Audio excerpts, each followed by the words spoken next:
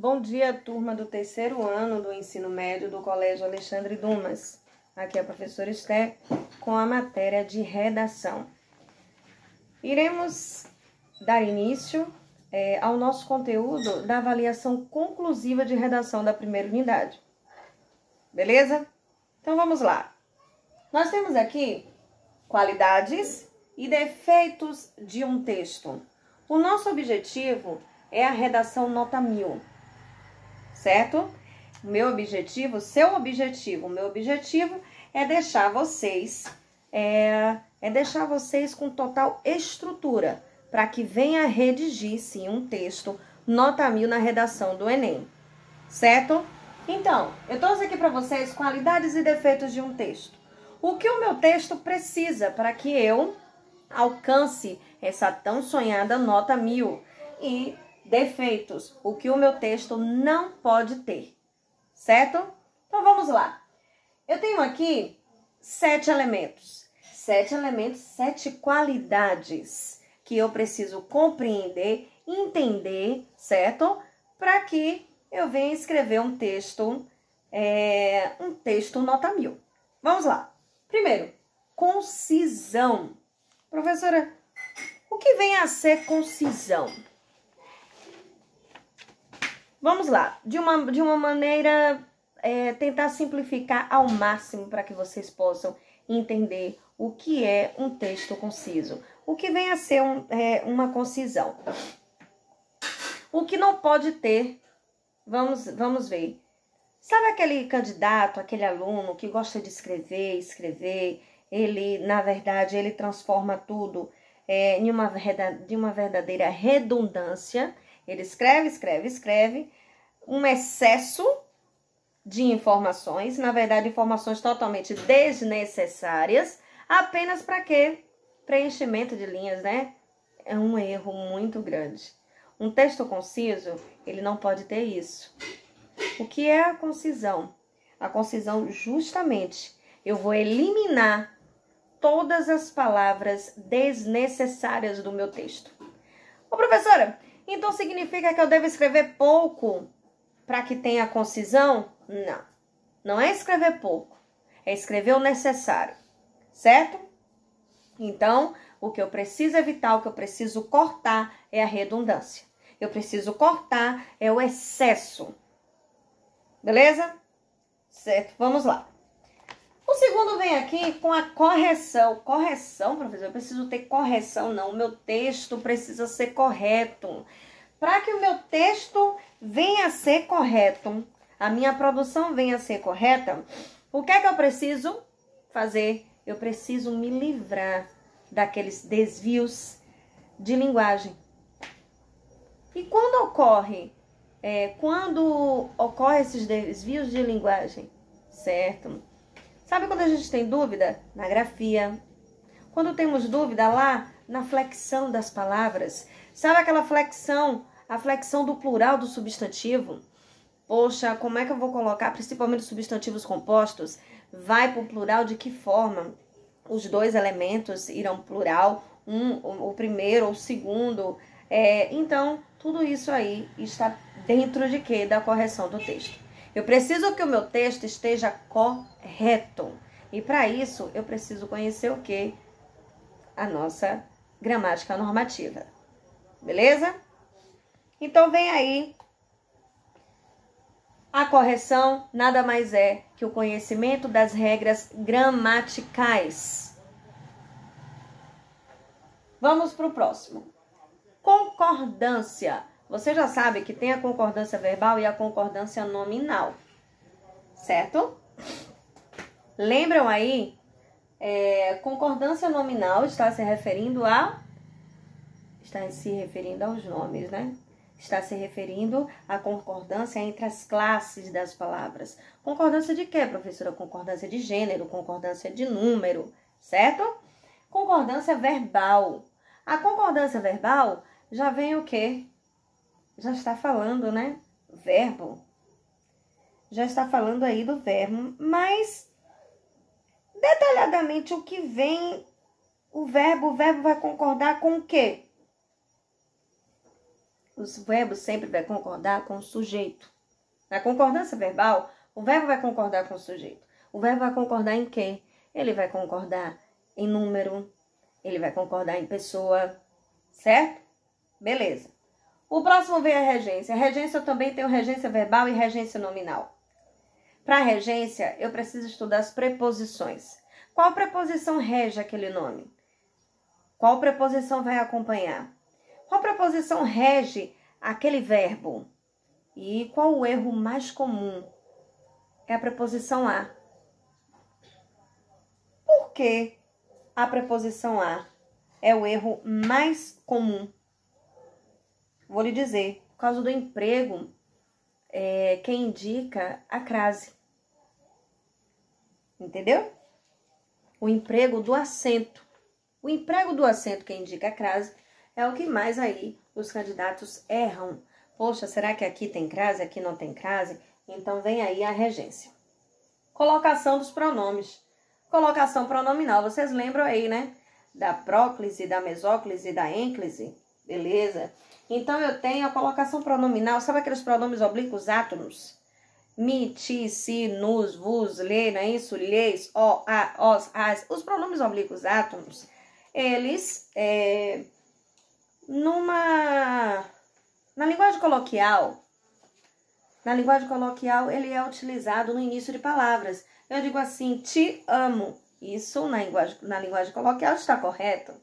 Mas na norma culta, na regra da nossa gramática, nunca, dentro das regras da colocação pronominal, nunca deve se utilizar o quê?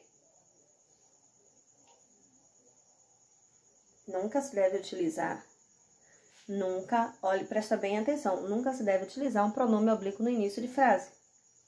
Então, se fosse passar para a escrita, não seria te amo, seria amo-te. Certo? Então, precisamos aí ter total domínio. Já vimos que precisamos ter total domínio de quê? Da nossa gramática. Então, não negligencie as aulas de gramática. Vamos lá. Clareza. Professora, clareza. Para que o meu texto seja claro, o que é que precisa? Ele precisa ser claro, ele precisa ser coerente. Ou seja, eu não posso me contradizer no meu texto. Eu preciso tomar total cuidado com isso. Certo? Por quê? Porque se eu vier a me contradizer no texto, eu vou confundir o leitor. Então, para mim ali será a reta final, né? Vamos lá, eu tenho alguns inimigos. Sabe quem são esses inimigos? Os inimigos são a desobediência às normas. Que normas? A norma culta, as normas da gramática normativa, certo? Então, primeiro, períodos longos. Eu preciso ter muito cuidado com períodos longos. Períodos longos faz com que justamente não tenha clareza no meu período, certo? Preciso ter cuidado. Vocabulário rebuscado. Ah, não, vou escrever muito bonito. Vou pegar aquelas palavras mais difíceis que vai ficar ali, vai ficar chique, né? Não. Você colocando, você vai, na verdade, você vai deixar ele redundante. Nem você vai saber o que você escreveu, certo? E tem também aí a imprecisão vocabular. Ô, professor, o que é uma imprecisão vocabular? Nada mais é que o uso inadequado da palavra. Vamos lá, que você quer colocar, na verdade, no contexto, você quer a palavra solitário. Só que aí você coloca solidário. Ou seja, o uso inadequado da palavra. Palavras totalmente com sentido totalmente diferente. Certo? Vamos lá para a nossa última, elegância. Elegância, o meu texto precisa estar bonito. E claro, o seu texto, a elegância do seu texto, o seu texto precisa estar esteticamente elegante. O que é um texto esteticamente elegante? Sabe aquele texto sem borrões, sem rasuras? Aquele texto com aquela letra legível? Uma outra coisa que eu quero deixar claro. Gente, letra legível não é sinônimo de letra bonita. Porque eu posso ter uma letra bonita, mas ilegível. Certo? Então, desconstrói aí que a letra legível não quer dizer que eu quero que você tenha uma letra bonita, porque porque tem muitos que têm letra bonita, só que são ilegíveis. Sabe, coloca aqueles S que você não dá para entender. Então, não é sinônimo. Vamos desconstruir essa ideia aí, que letra legível não é sinônimo de letra bonita, certo? Então, já sei aí que a elegância do meu texto, né? A estética do meu texto está nisso aí. Não posso ter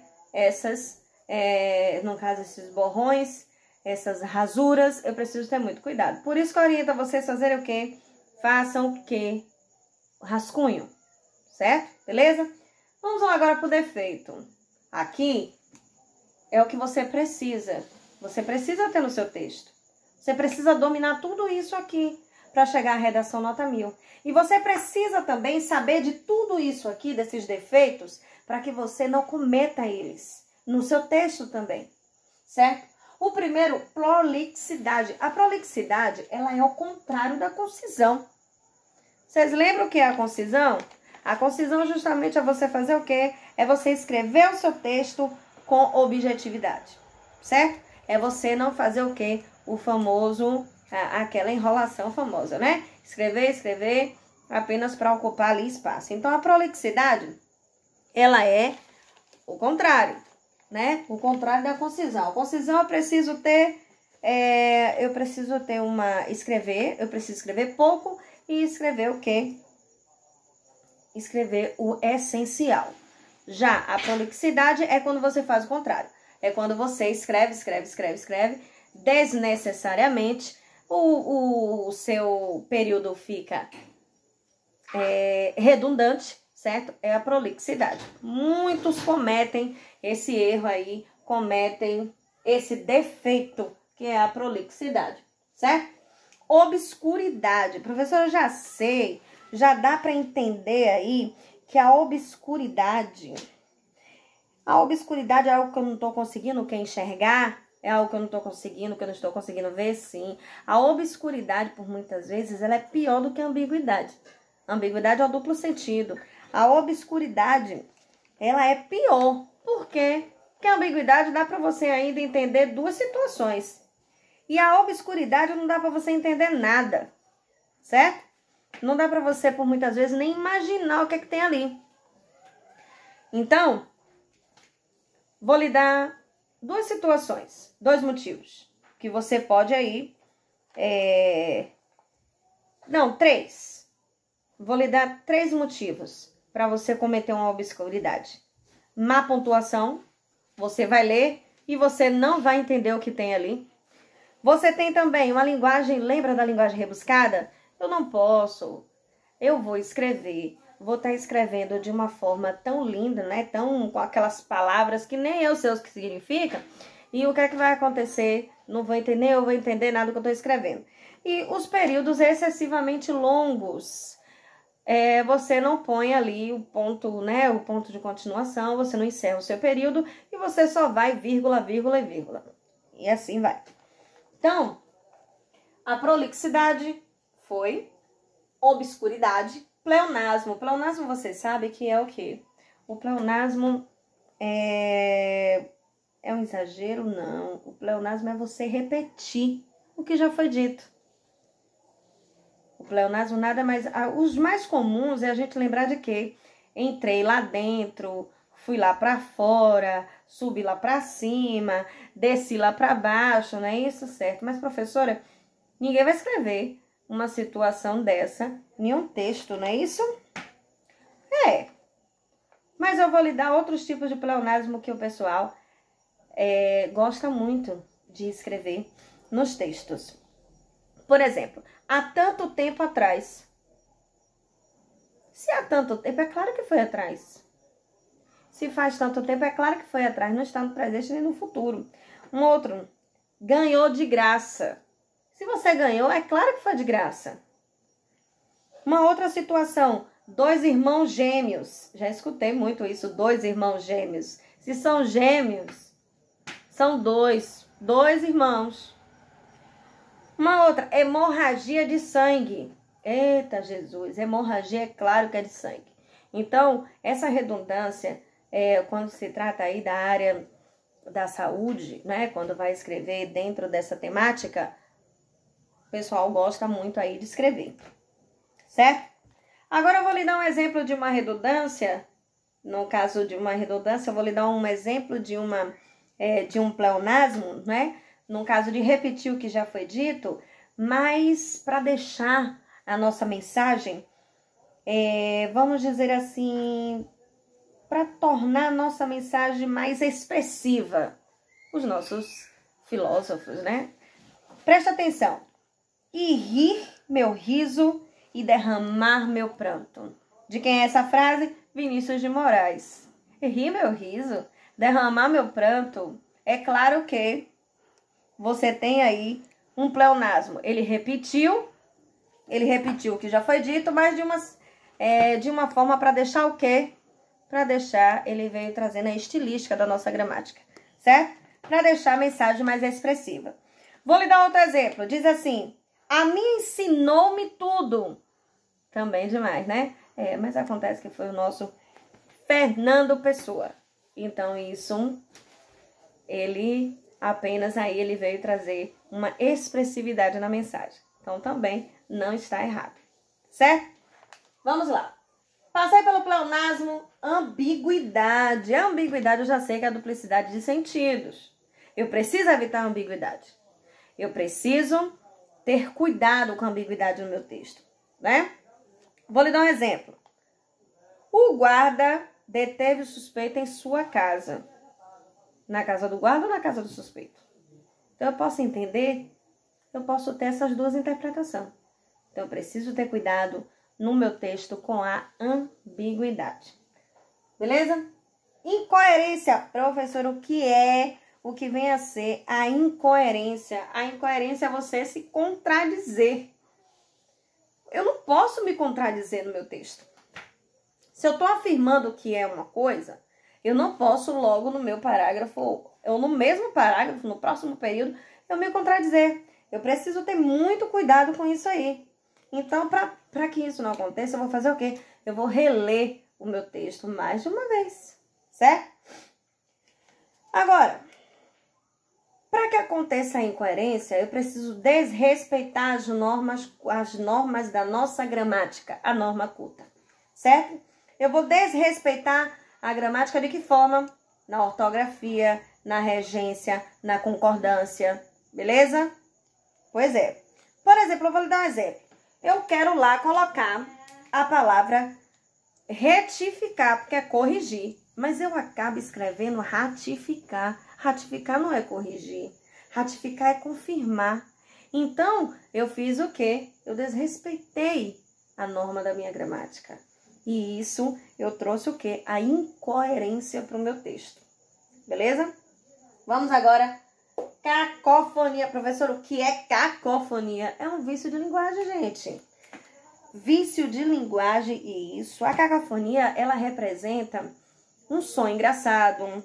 Ela vai representar através da união de algumas palavras. Ou de algumas sílabas. Palavras não, sílabas, perdoe-me.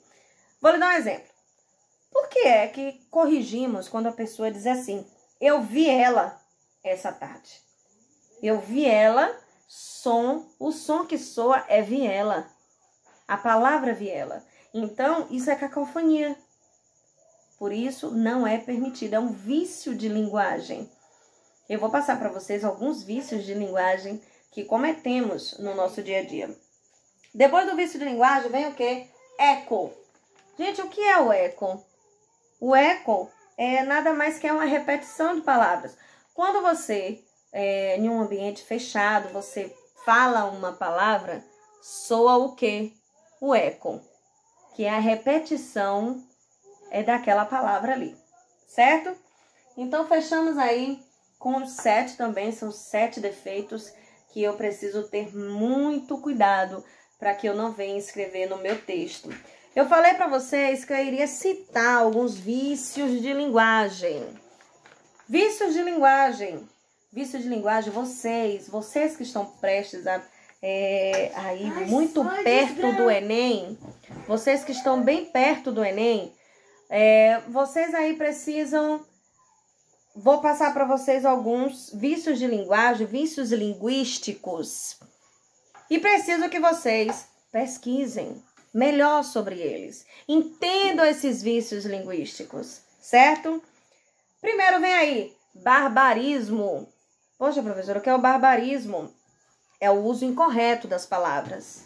Ocorre muito. Estrangeirismo é quando eu quero fazer o quê? Quando eu quero usar palavras estrangeiras no meu texto.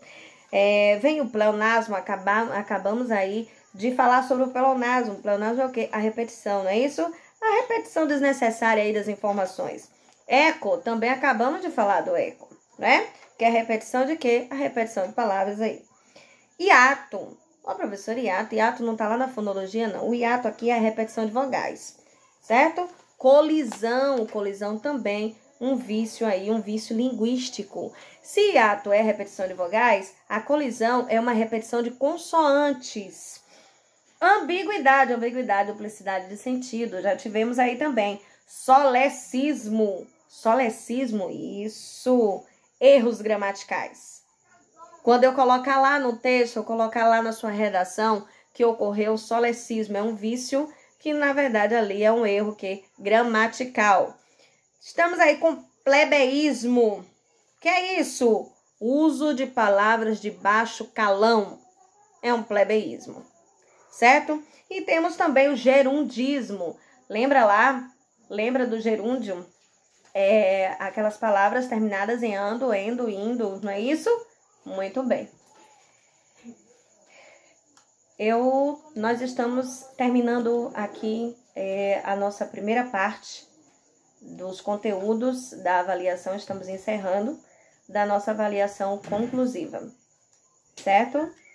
Eu desejo bons estudos a todos vocês e que Deus abençoe a todos nós.